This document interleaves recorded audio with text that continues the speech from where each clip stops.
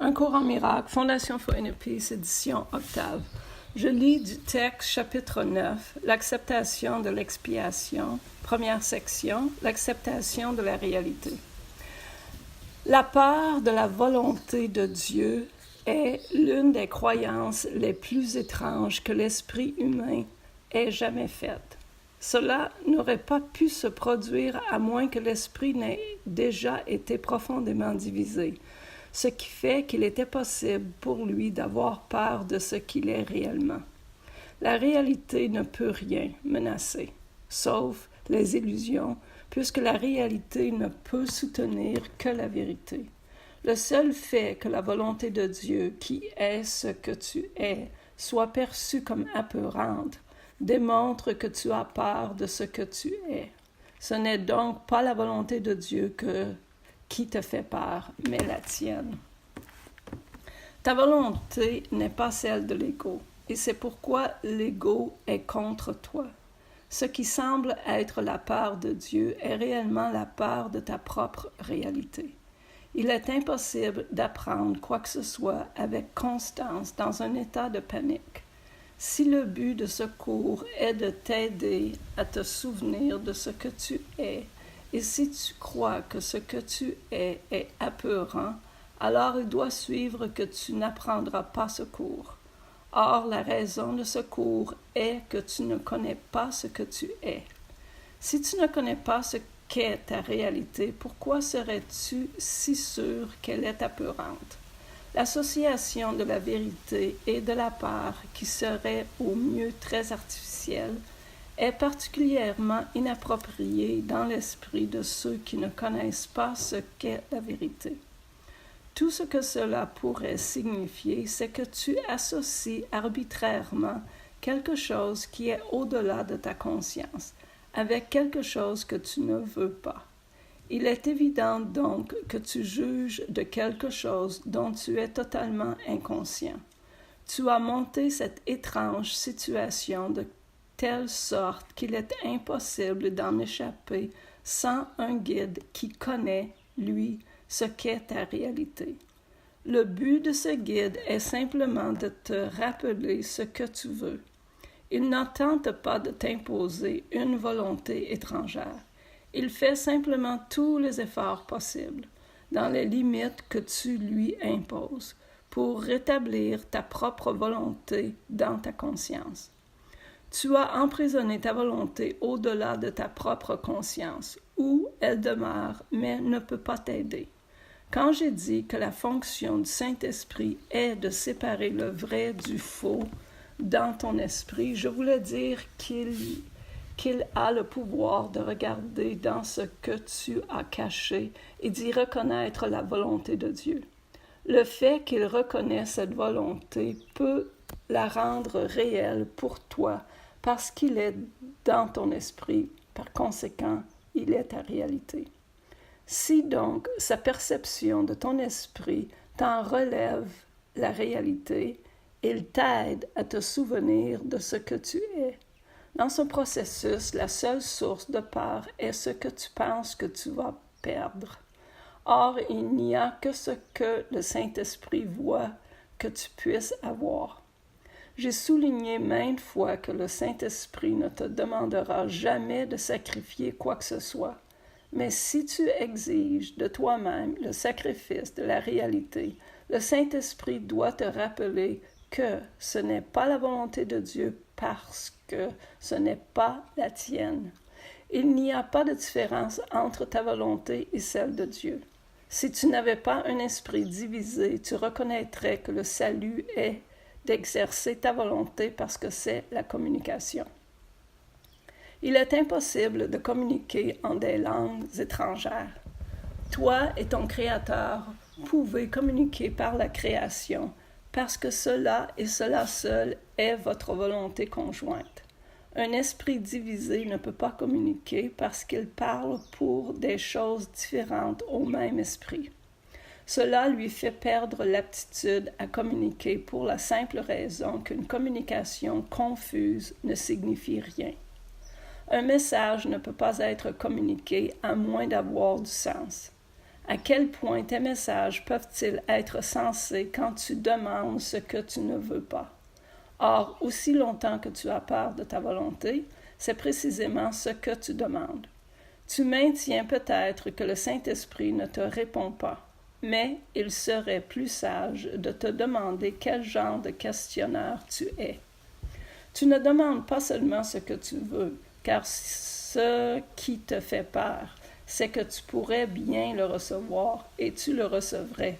C'est pourquoi tu persistes à demander à l'enseignant qui ne pourrait jamais te donner ce que tu veux. De lui, tu ne pourras jamais apprendre ce que c'est, et cela te donne une illusion de sécurité. Or, tu ne peux pas être à l'abri de la vérité, mais seulement dans la vérité. La réalité est la seule sécurité. Ta volonté est ton salut parce que c'est la même que celle de Dieu. La séparation n'est rien de plus que la croyance qu'elle est différente. Aucun esprit juste ne peut croire que sa volonté est plus forte que celle de Dieu. Donc, si un esprit croit que sa volonté est différente de la sienne, il ne peut que décider soit qu'il n'y en a pas de Dieu, soit que la volonté de Dieu est apeurante. Le premier cas représente l'athée et le second, le martyr, qui croit que Dieu exige des sacrifices. L'une ou l'autre de ces décisions insanes induit la panique parce que l'athée croit qu'il est seul et le martyr croit que Dieu le crucifie. Or, nul ne veut réellement ni l'abandon ni la riposte, bien que beaucoup puissent rechercher les deux. Peux-tu demander au Saint-Esprit de tels dons en t'attendant vraiment à les recevoir? Il ne peut pas te donner quelque chose que tu ne veux pas. Quand tu demandes au donneur universel ce que tu ne veux pas, tu demandes ce qui ne peut pas être donné, parce que ce ne fut jamais créé. Ce ne fut jamais créé parce que ce ne fut jamais ta volonté pour toi. Chacun doit finalement se souvenir de la volonté de Dieu, parce que chacun doit finalement se reconnaître lui-même. Cette reconnaissance est la reconnaissance de ce que sa volonté et celle de Dieu ne font qu'un. En présence de la vérité, il n'y a ni incroyant ni sacrifice. Dans la sécurité de la réalité, la peur est totalement insignifiante. Nier ce qui est ne peut pas sembler être apeurant. La peur ne peut pas être réelle sans une cause, et Dieu est la seule cause. Dieu est amour, et tu le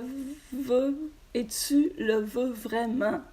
Cela est ta volonté. Demande cela et tu seras exaucé, parce que tu ne demanderas que ce qui t'appartient. Quand tu demandes au Saint-Esprit ce qui te blesserait, il ne peut pas répondre parce que rien ne peut te blesser, et tu demandes donc rien. Chaque souhait qui vient de l'ego est un souhait de rien. Or, demander cela n'est pas une requête. C'est simplement un déni sous forme de requête. Le Saint-Esprit ne se soucie pas de la forme, n'étant conscient que de la signification. L'ego ne peut pas demander quoi que ce soit au Saint-Esprit parce qu'il y a entre eux un échec complet de la communication. Or, tu peux tout demander au Saint-Esprit pour que les requêtes que tu lui fais sont réelles, étant de ton esprit juste. Le Saint-Esprit nierait-il la volonté de Dieu et pourrait-il manquer de la reconnaître en son Fils? Tu ne reconnais pas l'énorme gaspillage d'énergie que tu fais en niant la vérité. Que dirais-tu de quelqu'un qui persisterait à tenter l'impossible, croyant que c'est réussir que de l'accomplir? La croyance que tu dois avoir l'impossible pour être heureux est en désaccord total avec le principe de la création. Dieu ne pourrait pas vouloir que ton bonheur dépende de ce que tu ne pourrais jamais avoir. Le fait que Dieu est amour ne requiert pas la croyance, mais requiert certes l'acceptation. Il t'est certes possible de nier les faits, bien qu'il te soit impossible de les changer. Si tu te mets les mains devant les yeux, tu ne verras pas parce que tu interfères avec les lois de la vue. Si tu nies l'amour, tu ne le reconnaîtras pas parce que ta coopération est la loi de son être. Tu ne peux pas changer les lois que tu n'as pas faites. Et les lois du bonheur ont été créées pour toi et non par toi. Toute tentative pour nier ce qui est doit être apeurant. Et si la tentative est forte, elle induira la panique. Vouloir à l'encontre de la réalité, bien que ce soit impossible, peut devenir un but très persistant même si tu n'en veux pas. Mais considère le résultat de cette étrange décision. Tu dévoues ton esprit à ce que tu ne veux pas. À quel point ce dévouement peut-il être réel? Si tu ne le veux pas, cela n'a jamais été créé. Si ça n'a jamais été créé, cela n'est rien. Peux-tu réellement te dévouer à rien? Dieu, dans son dévouement pour toi, t'a créé dévoué à tout et t'a donné ce à quoi tu es dévoué. Autrement, tu n'aurais pas été créé parfait. La réalité est tout, et tu as tout parce que tu es réel. Tu ne peux pas faire l'irréel parce que l'absence de réalité est apeurante, et la peur ne peut pas être créée. Aussi longtemps que tu crois que la peur est possible, tu ne créeras rien. Des ordres de réalité opposés rendent la réalité insignifiante. Or, la réalité est signification. Souviens-toi donc que la volonté de Dieu est déjà possible et rien d'autre ne le sera jamais. Cela est la simple acceptation de la réalité parce que cela seul est réel. Tu ne peux pas distordre la réalité et connaître ce qu'elle est. Et si tu distors la réalité, tu ferais l'expérience de l'angoisse, de la dépression et finalement de la panique, parce que tu essaies de te rendre toi-même irréel.